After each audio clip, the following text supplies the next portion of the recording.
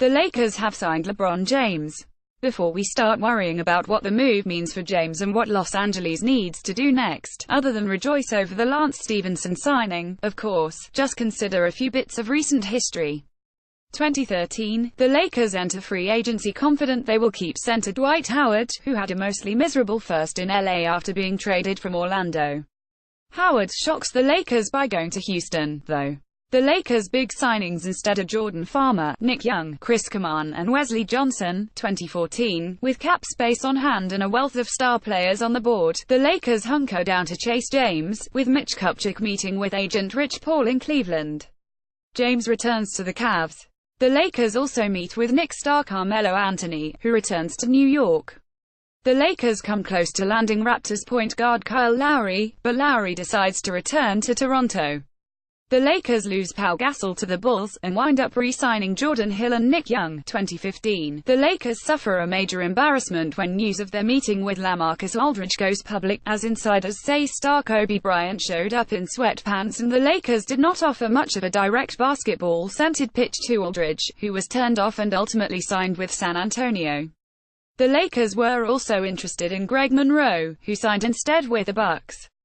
LA takes on Roy Hibbert's contract in a trade, and signs Lou Williams and Brandon Bass. 2016, perhaps throwing in the towel on the embarrassment of missing out on big free agents. The Lakers give overwrought deals to lightly recruited free agents Lou Aldeng and Timofey Mozgov. 2017, the Lakers have interest in free agent point guard George Hill, but Hill signs on with the Kings. The Lakers give a one-year, $18 million deal to Kentavious Caldwell-Pope. More, NBA free agent tracker, see who goes where. The recent record of the Lakers in free agency, then, has been one of either spectacular failure or modest failure rooted in a desire to avoid the spectacular. They've been an embarrassment in pitch meetings, when Jim Buss and Mitch Kupchak were in charge, at least, and that was reflected by their inability to close deals with top-level players the way the franchise had done with the likes of Shaquille O'Neal and Kareem Abdul-Jabbar. The signing of James, even without a significant roster overhaul in place, represents a shift for the Lakers under new honchos Rob Pelinka and Magic Johnson.